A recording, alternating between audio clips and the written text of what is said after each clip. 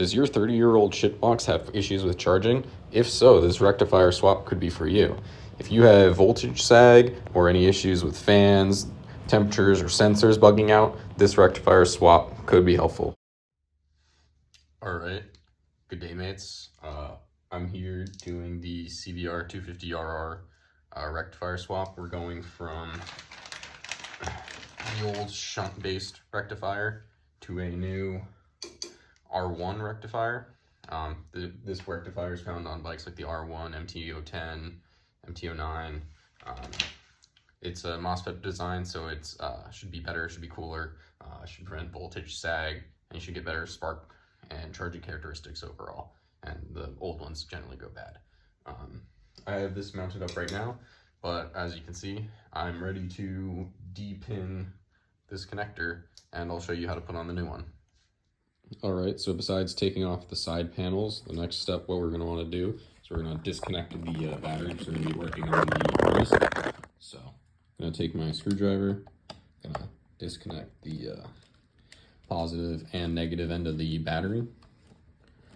And then what we'll do is we'll get to unpinning our harness.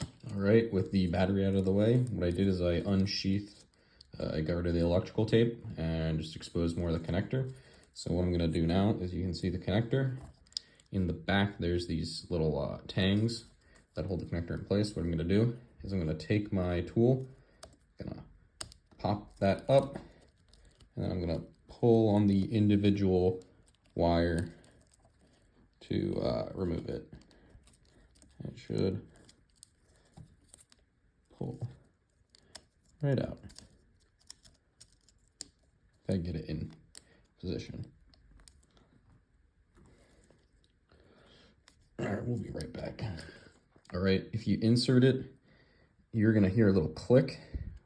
That's the pin moving out of the way, and then you should be able to just pull this on out. We're gonna do it one more time live. Go in,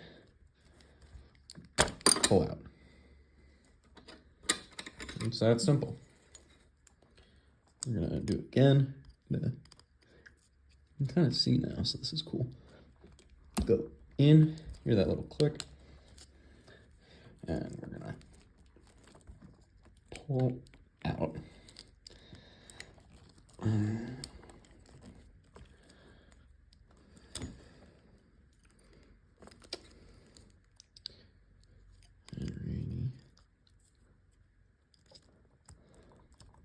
In, pull on out. All right, next is the point of no return. What I'm gonna do is I'm gonna cut all these spades off. So phase right at the edge, so you get the most amount of wire. Phase, phase, phase, and ground, and power. So you can see these wires are pretty heat affected, but copper looks good underneath, so we're just gonna have to re-insulate these. The phases are hot. All right, here I'll talk about our connector. This is a budget knockoff version of a Sumimoto 187 Type 5. This will be what connects to our R1 rectifier. So here I have the pins. And what I'm just gonna do is I'm gonna strip enough wire to have that length, right? Because what I'm gonna do is I'm gonna essentially strip to right there, right? And we'll be good. What you gotta do, remember to do before you do any of that is to put your insulator for the cover on your wire before you do the crimping. I'll show you that, but just remember to do that and not to forget about it. All right, so this is one with the correct length for the spade terminal. As you can see, I'll take this off, but cut your insulation right to that point. You don't want too much sticking out. You're gonna want to put your insulator right at the edge, right there. This will go over like that. And you do it like so. what I'm gonna do, I'm gonna get my crimping tool. And the way this goes is I'm gonna put it in the anvil to be crimped, like so. I'm gonna do, you do the wire part first. I'm not worried about the end. Gonna go, and we're gonna crimp.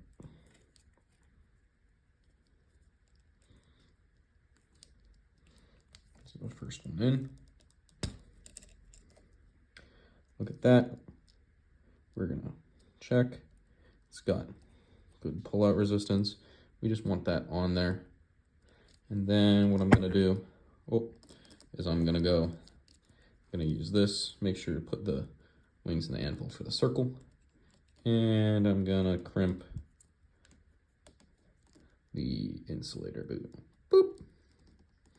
And there we have it. I'm gonna do this for, it doesn't look that good.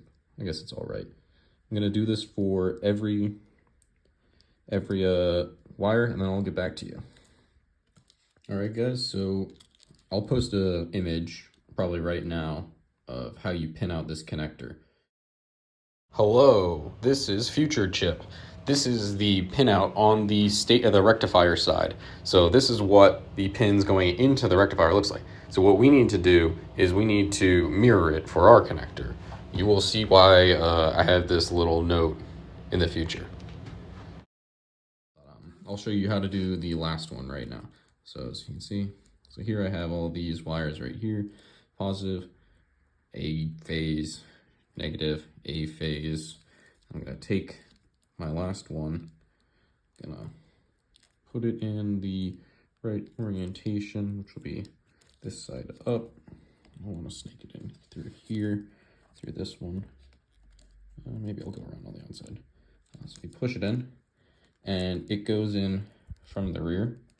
Make sure you're clocked in, and just keep pushing the wire until you hear a click. With that click, you're then done. So joke's on you guys. I actually pinned it out wrong. And just to show you how to unpin it, here's the main fuse. If you switch it on with the wrong orientation of ground and negative, it'll blow the main fuse. So don't do that. What we'll do is I have another fuse, 30 amp, I'll put in here, and we'll swap it. I'm also gonna clean these connectors. This is where your main fuse is located, if you put things on wrong.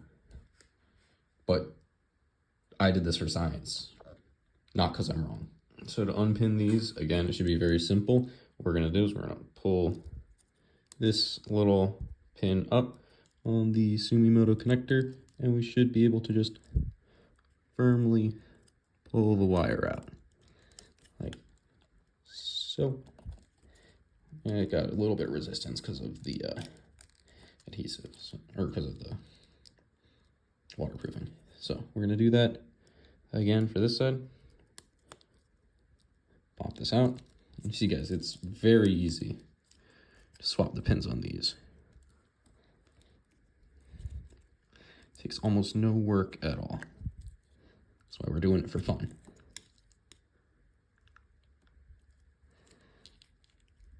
This one's taking a little bit more work.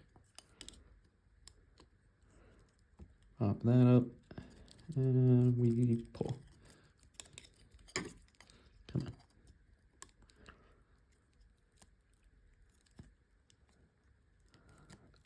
There we go.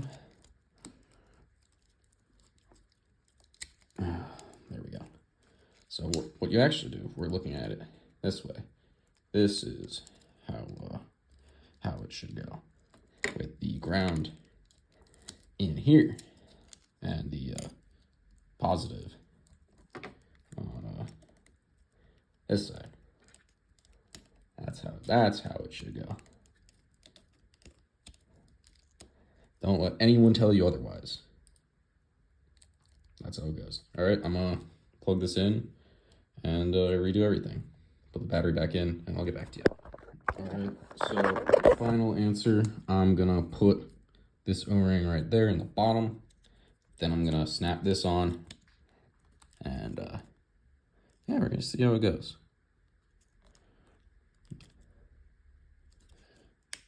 This is for the most part on, right? Click, not my wrist. And we're plugging it in. No magic smoke. Now it's time for the test. I'm gonna hit the key. Hey, it turns on. All right, we're in neutral.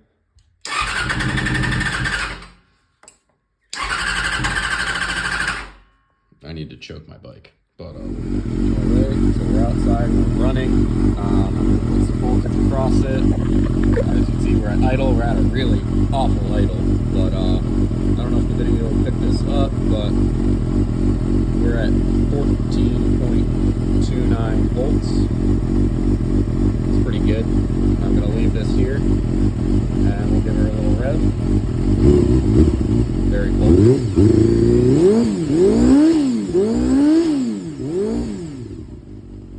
14.34, pretty good. And shut her off. And it drops back down to the nominal battery voltage, which is currently, I guess, around 13, maybe 12.8. 13. But yeah, rectifier works. Let's go. Fire fits snugly. Just barely perfectly fits. I don't know if you guys can see it here, but there's our rectifier.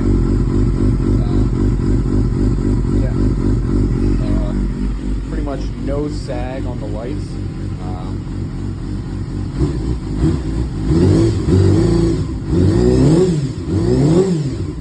No sag on the lights.